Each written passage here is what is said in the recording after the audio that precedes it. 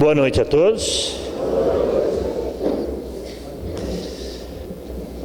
Naqueles dias difíceis, trágicos, ao mesmo tempo importantes, em que Jesus terminava a sua missão na terra,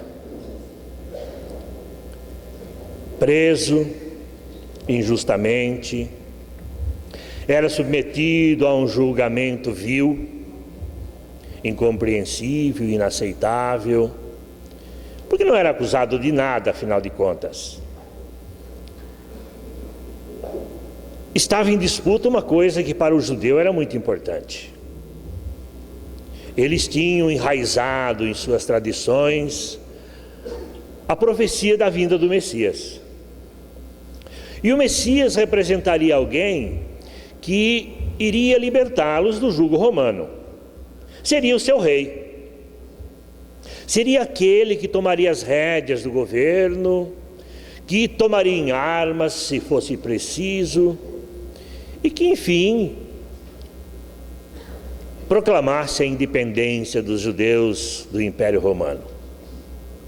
E foi a esse pretexto que os judeus perseguiram Jesus, porque ele se apresentava como o Messias. Ele era aceito por uma grande parcela do povo como o Messias prometido. Só que ele era um Messias diferente do que eles esperavam. Era um Messias pacífico.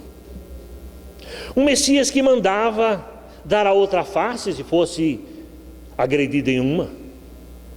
Era um Messias que determinava a submissão ao Império Romano quando dizia: dai a César o que é de César.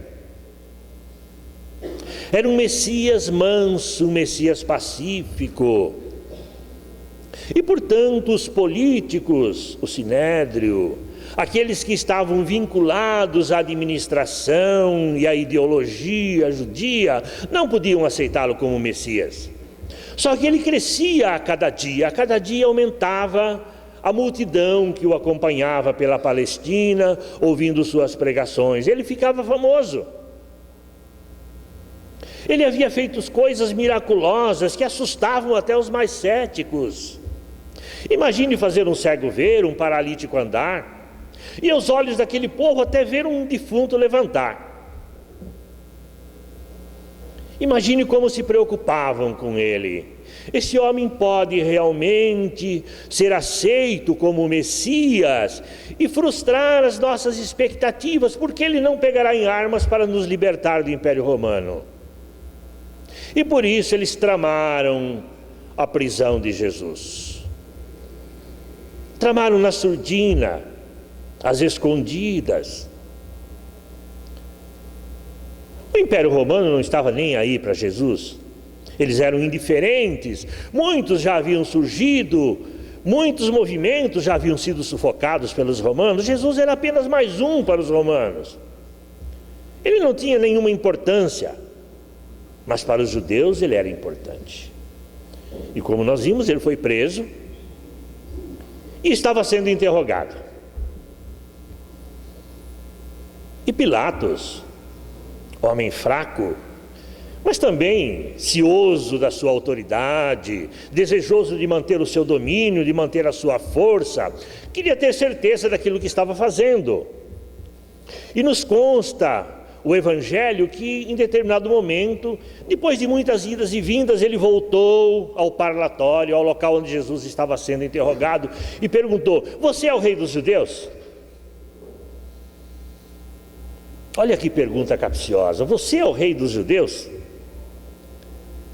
Ele disse: se eu fosse rei, os meus ministros certamente impediriam que eu fosse entregue aos judeus. Mas eu não sou, o meu reino não é deste mundo. E Pilatos insistiu: se não é desse mundo, então você é rei. E Jesus enfatizou: você está dizendo que eu sou rei. Pilatos aceitou isso como verdade, tanto que, por ironia ou por acreditar, ele colocou na cruz, em latim, em vários idiomas: este é o rei dos judeus. Dizem que na realidade ele quis humilhar os judeus. Olha, o seu rei está crucificado. Mas ele aceitou isso como verdade. Puxa vida, se ele era rei, e ele diz, o meu reino não é deste mundo, o que é que ele quis dizer com isso, afinal de contas? Naquele tempo, eu tenho certeza que nem mesmo os apóstolos entenderam. Aliás, eles não entenderam como Jesus foi preso. Eles também imaginavam que Jesus não se deixaria prender. Afinal de contas, quem havia feito tantas maravilhas, uma mais, uma menos, não seria nada difícil. Por que não escapar? Por que não sumir? Por que não fugir? Diz a tradição, isso está num livro chamado Pai Nosso, eu não sei até onde é verdade ou ficção, que era comum Jesus aparecer em locais onde ele fisicamente não estava, ou sumir de repente. Essa é outra história, é outro fenômeno a ser explicado, que o Espiritismo explica, mas não é caso para esse momento. Mas eles acreditavam que ele poderia se libertar. Poxa vida, como ele se deixou prender? Como ele vai se deixar matar? Eles estavam assustados, fugiram. Dizem até que Judas, o apóstolo que o traiu, entre aspas, na realidade era o mais crente disso. Ele achava que Jesus, ao ser preso, se revoltaria. Ele fazia parte, ou faria parte, de uma facção, de um partido político, os zelotes, que lutavam pela independência, lutavam com violência, da qual Barrabás também fazia parte. E quando ele percebeu que Jesus não reagiu, foi a sua grande frustração, o seu grande arrependimento. Ele teria se matado por isso. Ele não teria querido vender Jesus, ele acreditava piamente que Jesus não se deixaria prender. Mas Jesus enfatizou, meu reino não é deste mundo. Desde aqueles tempos, o cristianismo tem tentado explicar isso. Criou muitas fantasias. Criou um céu maravilhoso, mas igual à terra, só que maravilhoso. Onde não há morte, onde não há tristeza, onde a fome não existe. Cidades de ouro, ruas calçadas de ouro. Que maravilha de céu! Todo mundo orando o dia inteiro, rezando o dia inteiro, cantando louvores a Deus.